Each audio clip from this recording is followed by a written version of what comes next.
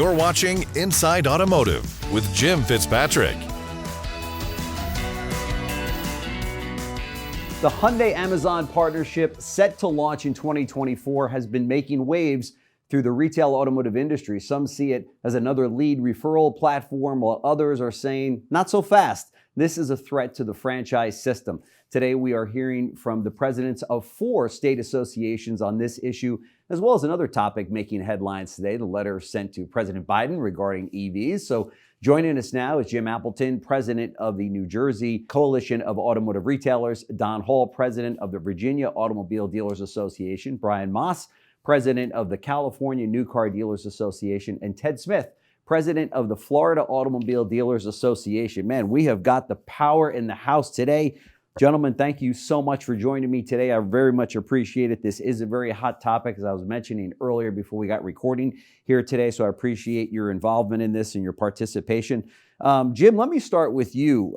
What is your take on this Amazon-Hyundai partnership announcement from what we know so far? Well, I think you kind of characterized it well, Jim. Is it just another lead generator, or is this something transformational and threatening? I guess I have 3 concerns. First, is it direct sales? Secondly, even if it's not direct sales, is Hyundai's partnership with Amazon put Amazon in a position where they're engaging in the business of buying, selling, or dealing in motor vehicles such that they would require a license in most states? And then lastly, and this is really my most serious concern or reservation about all this, is are we giving Amazon the keys to the castle? Are we giving Amazon a learning experience that's going to either power their future EV model sales, or allow them to partner with direct sellers and to learn from the Hyundai, an innocent, let's say, Hyundai experience, how to dismantle piece by piece the franchise model. Mm-hmm, mm-hmm. And Don, what about you? What's your take on this, and what are you hearing from your dealers? Well, first of all, I agree with everything that Jim Appleton just said, number one, first and foremost. 2, I think he would say the same as well, that we're not just concerned about Hyundai. We know factually there are other OEMs coming soon enough. And dealers, because of the philosophy of, 30 days, got to close strong, got to sell cars, are going to allow themselves to be caught up in this trap, assuming that this is the answer to all their problems. I have major concerns. We just recently had a series of meetings throughout Virginia last week, and dealers are very concerned about their way of life, but more importantly, how customers are really taken care of. We all on this call today use Amazon. All of us do. But the reality is a car is very different. And I'm sure, Jim, you'll delve more into that. Cars are very, very different. That's right. That's right. And Brian, what say you on this issue, and what are your dealers telling you? Yeah, I agree with my colleagues. I think what hasn't been covered so far is the fact that retail purchase transactions are very complicated. We asked Hyundai directly in a call a couple of weeks ago, how are you going to handle trade-in? What happens if a customer can't get financed by Hyundai Financial down the road? Is Amazon going to offer its own financing? And I want to hit harder on a point that Jim made. If Amazon is collecting money to help retail these vehicles, they could be a broker in many states, and that would require both licensure as a dealer and perhaps as a broker. And we've challenged other entities in California who've been illegally brokering. So there are a lot more open questions than there are answers at this point. Yeah, for sure. And Ted, what about you? Are you guys ready in Florida for this fight? Or it could be a fight? Like a lot of programs right now, Jim, and I think my buddies would agree with me, information is coming out in very small bits and pieces. So it's hard to put the program together, and my dealers don't understand what's going to happen with this program. I've had a call with a large number, probably at least 50% of my Hyundai dealers were on a Zoom call with me. We talked about the program. I've never seen so much silence in my life. There's just so little information. What really concerns me when a program like this comes out on behalf of my dealers is, are their dealers going to be involved and how involved? A lot of times, having dealers involved enables third parties, in this case like Amazon, to do things that they could not do if there were no dealers. Jim hit that point. Is Amazon trying to establish itself as a dealership? I think if it does, then they're going to have challenges from everybody. All of my dealers in Florida, we're going to take action on that. I think everybody would in all of the states around the country. Yeah. But when dealers start to play, Jim, it makes it difficult for us to figure out, okay, if there are dealers in place, how do we oppose programs like this? And the last thing I would say is ask your dealers, because I asked mine. Jose Munoz said, this is end-to-end transactions in the Amazon store. That's a direct quote from some of the stuff that I heard him say or read. And how many of our dealers are really doing end-to-end transactions, Jim, with their current customers? Right. They have the capability to do that. You know what I'm seeing when I ask my dealers that? I get this, zero. Right. And it's not because we don't have the tools. It's because the customer pulls out of that process before the end game and they go to the dealership to make it really happen. That's right. That's right. Let me ask you this: what, from an OEM standpoint, are you hearing from any of your OEM contacts about this? Those OEMs that are obviously not Hyundai, are they just kind of taking a wait and see on this, or where do they stand? Yeah, I've not heard anything directly from any of the OEMs about this. I mean, I think it's safe to say they're watching and waiting, and I think I speak for the others on this call when I say, we're not opposed to, in theory, what Amazon and Hyundai have linked up to do. We recognize that, from the day I started working for car dealers 30 years ago, the business changes every single day. Right. And new technologies and new tools are made available to dealers. So, I think that this, auto e-tailing, retailing online, eliminating some of the friction from the sales process, requiring fewer visits on the part of the consumer. This is a trend that's been ongoing since the invention of the internet. And I think it's continuing. And lots of OEMs have tested the waters on different digital retailing strategies. Again, I am not in New Jersey opposed to this. We realize it's all about the customer experience. I think what you have to acknowledge, though, if you're Hyundai, is that they didn't roll this out properly, and they threw the dealers under the bus when they made the announcement. If you read the news reports, Hyundai, for all the backpedaling they've done since, threw their dealers under the bus when they made this announcement, saying they were going to, kind of eliminate all the friction that exists in the dealership environment. So I think, we've got to be careful about opposing progress and opposing digital retailing that will help dealers and help consumers enjoy the process of buying a car more. But at the same time, we don't want to see that done at the expense of the dealer's reputation and the acknowledgement, the critical role the dealer plays in the sales process for all OEMs. Sure. Don, you and I have had a lot of discussions here at CBT News on this very topic. Today, it's Amazon and it's Hyundai together. It could be a lead gen. We really don't know yet. And then tomorrow, they're acquiring or taking, ownership of some publicly traded companies out there, or maybe putting their own program together. Is this something where we've got to put this fire out in the industry now before it gets bigger? Well, again, we all know each other very well on this interview today. So, and I think Jim is right. I agree with him wholeheartedly. We cannot just say it's bad and wrong. It is embracing new technologies. However, I remind everybody that the reality is we're not going to be licensing or requiring them to be licensed Amazon and suing Amazon in court. They've got a large headquarters in Virginia. They're a huge corporation in Virginia. There's no way. I've told my dealers there is no way. Hyundai has got to play by the rules and do things proper in terms of statutes that exist throughout the nation.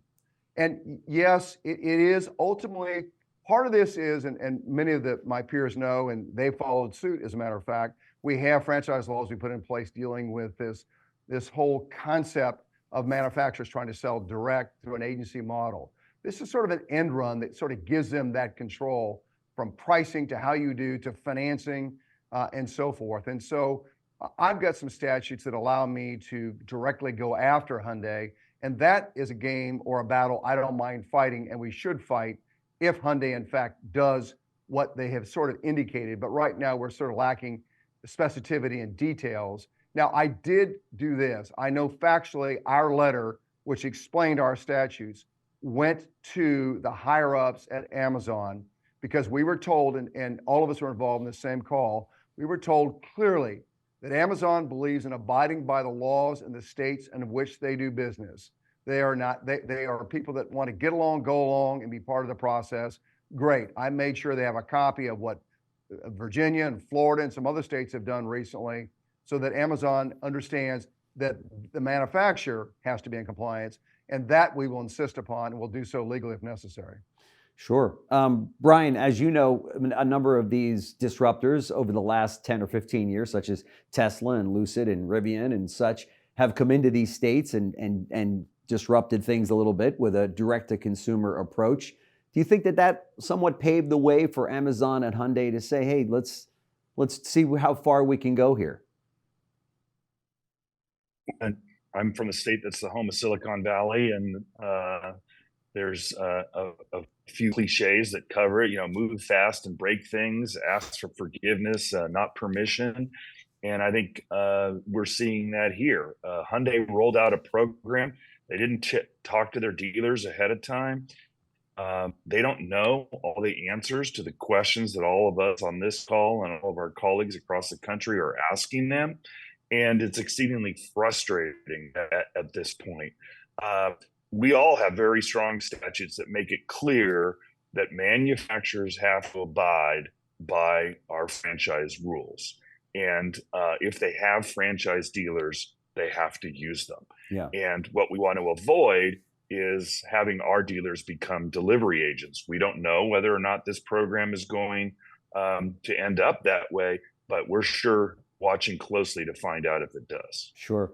Ted, you know, some of the Hyundai dealers that I've spoken to, which I might add, refuse to get on camera with me to talk about this issue. As you guys know, you're where the rubber meets the road on issues like this for dealers, because none of you want your next Hyundai store. So you can speak openly for your members and represent them. Very tough for me to get any Hyundai dealer on to talk about this. So like, wait a minute, I don't want to be perceived as the troublemaker. So I will talk to you off the record here. They will tell me that they're more concerned with what has not been disclosed about this program rather than what has been. What do you think they're hiding here? I mean, how come they're smarter than this, both Amazon and Hyundai? Why haven't they come out with more details to say, okay, we're going to do this, and here's how this thing's going to roll out, and this is what it's going to look like? Yeah, as I said from the beginning, you get concerned when you see information just coming out in a very slow path. It's, you know, boiling the frog. Yeah. That makes everybody kind of wonder, what really is your intent?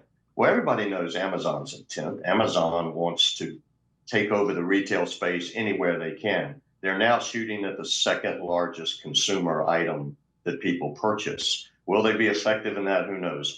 Look, what we're going to be watching is what all of us are talking about, and that is, if you begin to act like a dealer and do dealer functions, then you Amazon either need to be a dealer, or Hyundai, you need to be. If you do those things, then our law is going to address the fact that you are taking on dealer sales functions, and our statute doesn't allow that, because that is the basis of the franchise system. What makes their system so strong and good for competition for our consumers is the fact that pricing and all of those things result in competition, interbrand and intra-brand for customers. That's what we have to save in this process of becoming new and having all this new digital experience. But we have to make sure that that franchise system remains strong, because it yields available products at good prices for consumers. Sure. And I think we ought to be proud of that. And I think we ought to sing that loudly as we look at any program like this. Let's maintain competition, and who benefits? Certainly our dealers will benefit, but the consumers benefit first. Yeah, I would agree. Jim, as you know, Hyundai and Kia have become the hottest selling franchises out there, just behind Mercedes-Benz, Lexus, and Toyota. But every broker that I talk to or advisor out there says, "Oh, Hyundai and Kia, very hot item. Dealers want them." Every dealer I talk to can't get enough inventory. Why is Hyundai doing this, and why are they doing it now? Look, I'm gonna give Hyundai the benefit of the doubt and say the reason they're doing it is because this is what the customer wants. That the customer, a growing percentage of the population, is used to and expects the Amazon experience when they're shopping for things. The question and I think the somewhat skepticism on the part of the panel here is that cars are like books or other consumer products that are amenable to this kind of simple end-to-end retail process. It clearly, anybody who understands the car business understands they are not. Yeah. But the disruptors and the direct sellers in particular have tried to portray the car business as hidebound and backwards. And so I think Hyundai is trying to get out ahead of the curve. I'm going to give them the benefit of the doubt. I don't think they have any desire to disintermediate or undermine their dealer network. I think they think that the Amazon experience will make their dealers more effective in meeting that obviously small but growing percentage of the population that wants the quote unquote Amazon experience. And I think all of us on this call are for that. The real question is whether or not, as I said, Amazon is a major investor in Rivian. Amazon has talked about, as other Silicon Valley players have talked about, developing their own vehicle. Yeah. Are we handing them an opportunity to go to college at our expense and at our dealers' expense to learn how the retail business works and to learn the way that they can essentially shift Amazon into the car business without retailers? That would be a real serious concern for all of us, because it would open the door for a lot of these new players from China and India and elsewhere who want to enter the EV market in the U.S. and who have not committed yet to the franchise model. Mm-hmm, mm-hmm. Exactly. Don, you have a direct audience to the Hyundai executives. We happen to know that because they subscribe to CBT News and they read our newsletters and consume our content. What do you want to say to them during this broadcast? Well, I think number one, our industry needs to continue to grow and improve in how we deliver cars and how we sell cars to our consumers. But I think more importantly is we have a system that in fact works. Work with us to make it better. As Jim just said, we do embrace technology. We want to use your platform. We want to give the customer a great buying experience. But there are differences from trade-ins to financing of vehicles to the vehicles not exactly what you thought it was going to be when you got it, the test drive. And by the way, there's some talk in one of the programs, one of the newspaper articles I read about, a return policy. Well, new cars aren't new cars once they're sold. It's different, and most states have it very differently written, and this creates problems. So I would say to the OEMs, to Hyundai and others considering this, look, work with your dealer network. Work with the dealers, and let's make something greater and better for the consumers buying vehicles.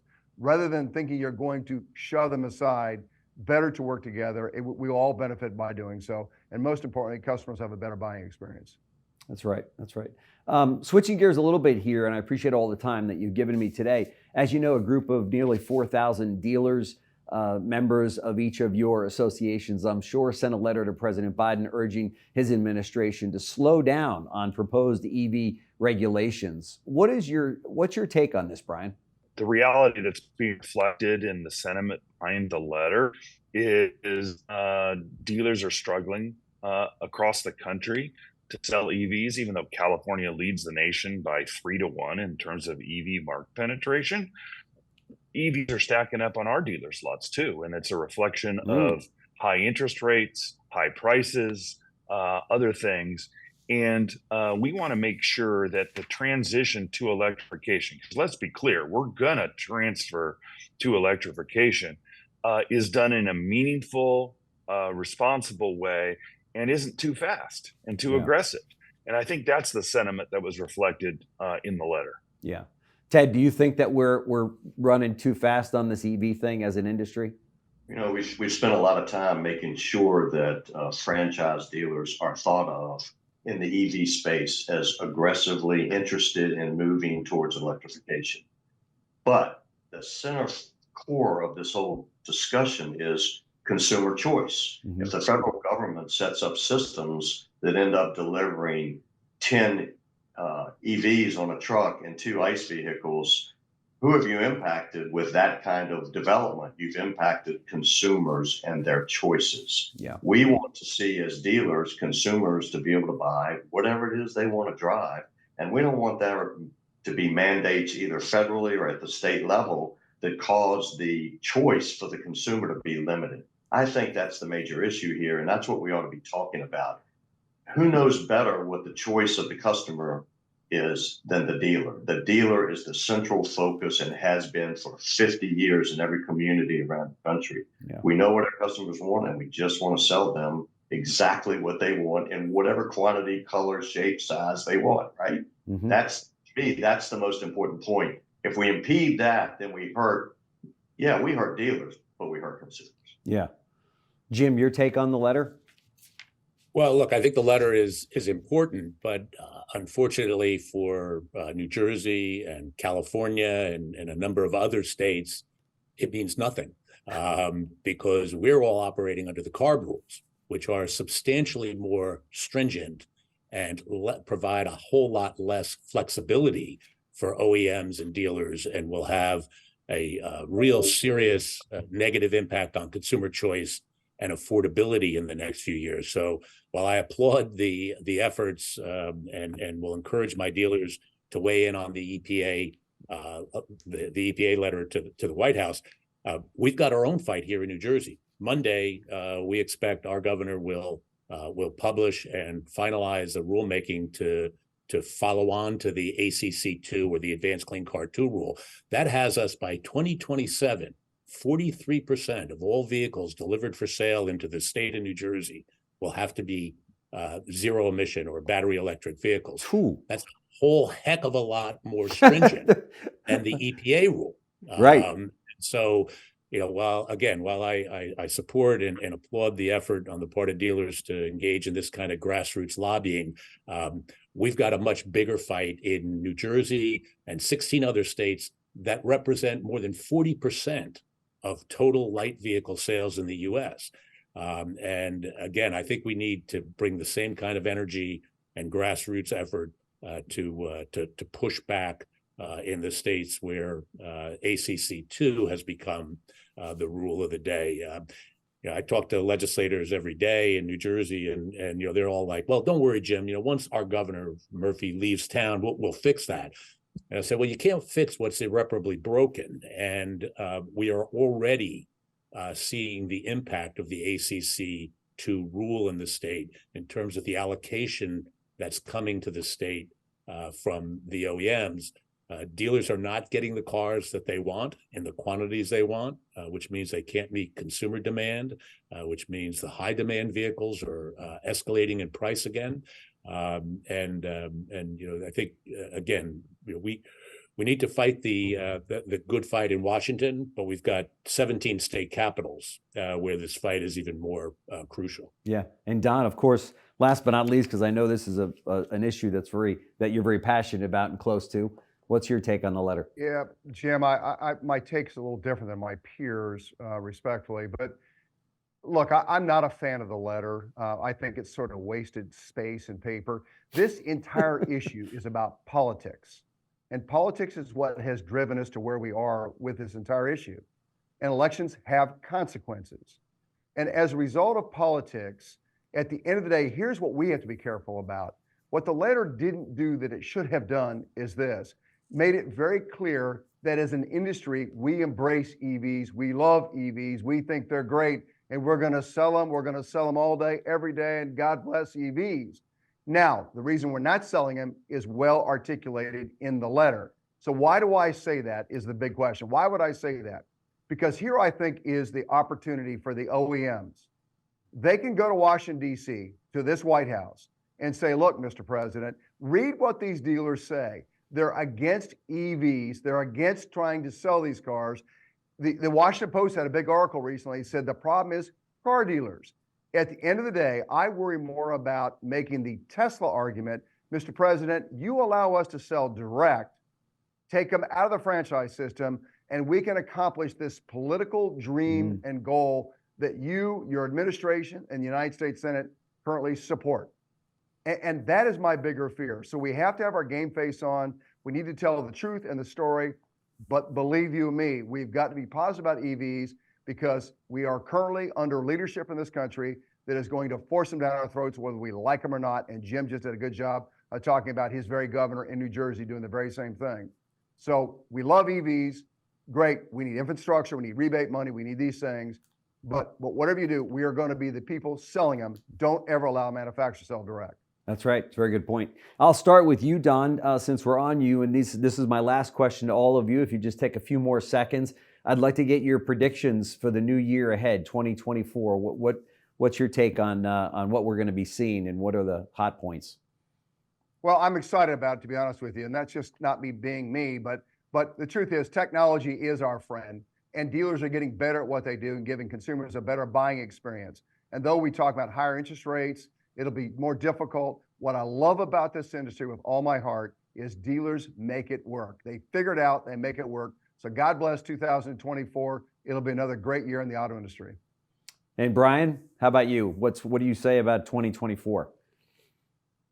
Yeah, I think for dealers, it's not going to be like it was during COVID. You're going to have higher inventory. You've got higher interest rates, so there are going to be challenges. But I agree with Don completely. Dealers are resilient, and they're going to provide the personal transportation needs of their customers however they can do that. And I think 2024 will be a successful year in our industry. And Ted, we're in a crazy economy. Florida is no different. What's your take on 2024? Well, if it looks like the end of 2023, I'd be crazy to tell you I don't have some concerns because the market is softening. Every one of my dealers is telling me, oh my gosh, what happened to all my buyers? Where are they? Yeah. So we know that. So for 2024, I still think we have to buckle our seatbelts because it's going to be a little bit of a rough ride. I look at GM's digital retail platform that they're launching right now. There are some concerns in that. I read something like 50 pages of information on that program. We've got, Hyundai's program.